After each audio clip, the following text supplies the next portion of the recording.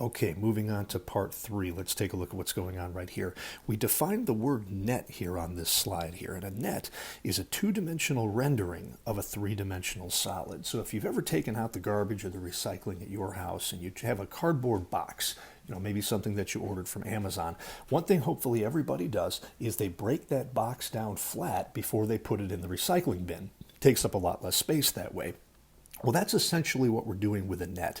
We're trying to take something that was three-dimensional and we're trying to break it down flat. So when we talk about drawing a net of a triangular prism, all right, I'm going to kind of redraw very quickly here the prism that we had drawn just a second ago. So it looked like this, and then it went here and here. And it looked something like this. Not a great drawing, but okay, there we go.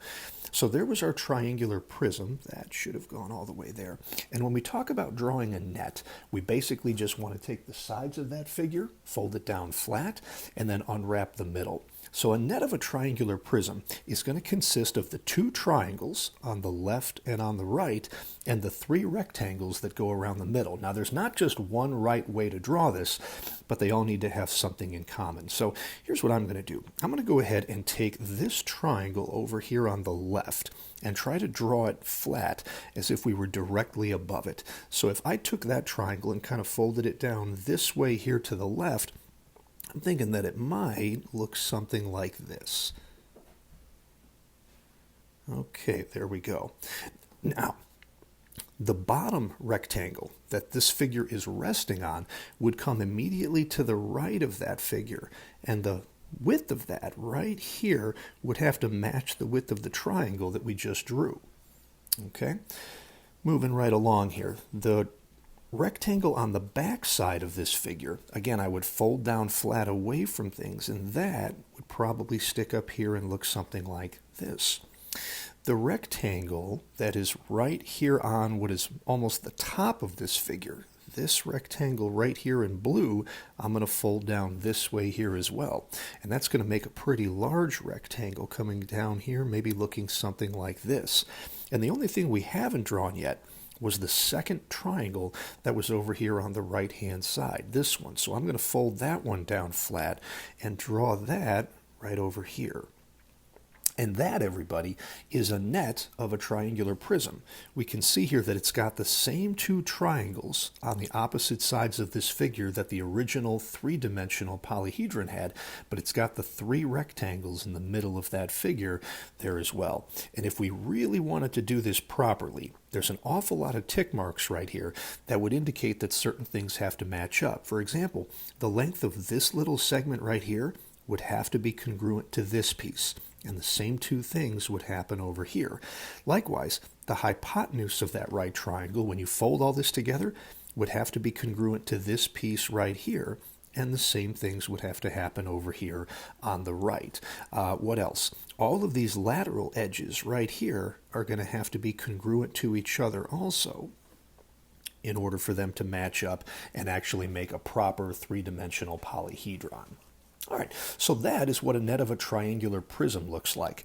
Let's look at another one right here. We're going to draw a net of a square pyramid and see what that one would look like. So a square pyramid, we saw earlier in the week, has a base that's a square, although we're going to draw it really looking more like a rhombus. Okay, but it's going to do something like that, and the vertex of that square pyramid is going to be up here above it, and it's going to have these lateral edges coming down right about there. So if we think about unpacking this thing and folding it down flat, what are we going to see? Well, we're going to have a square base right in the middle of this figure. It's going to look something like that. So that came from the square base that was down here on the bottom. Then, as we look at the three-dimensional polyhedron, in addition to that square base, we've got these four triangles right here that are all moving up to the top and meeting at this common vertex. Well, we're going to kind of pull the glue apart on this and simply fold those four triangles down flat so that one of them is going to look like this. Another one right next to it should look like that. A third one should look like this here. And the fourth one is going to stick straight up. And that's the net of your square pyramid. Now again, all of these lateral edges here should all be congruent to each other. That's pretty important right here. And since it's a square pyramid, we know that these edges here have to be congruent to each other as well. So those tick marks aren't something that you have to draw, but it's probably a good idea as you're going through all this.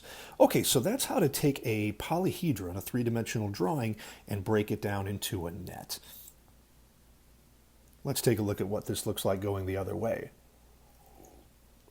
So in these figures right here, we were given nets and we're supposed to draw the three-dimensional solid.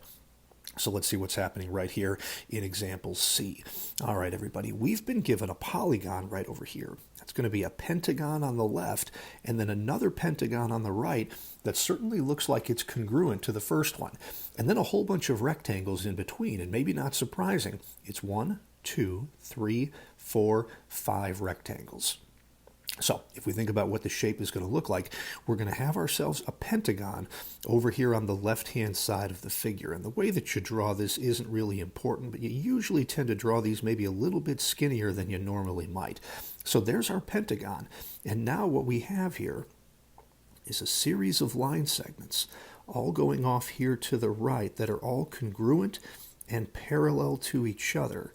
And that is going to maybe look something like that. So let's see, that is going to connect that right there, and those are going to connect together right there. And that is a three-dimensional drawing, 3D solid, of our pentagonal prism. How about in D? What we see here in this figure, everybody, is a hexagon right here in the middle of this figure, and then we have 1, 2, 3, 4, 5, 6 triangles going around it. So actually, didn't mean to do this, we already drew this figure. Okay, we're going to draw a hexagonal pyramid. So we're going to draw our hexagon, again, just kind of smooshed on the bottom of this figure here. So 5 and 6 sides, and they all meet at one common point, the vertex up here at the top, and then we have lateral edges connecting them, kind of like this. And again, the ones on the back of the figure are going to be hidden, but it's going to look something like that. Okay, I'm going to stop the video right now, and then we'll do part 2 in just a second.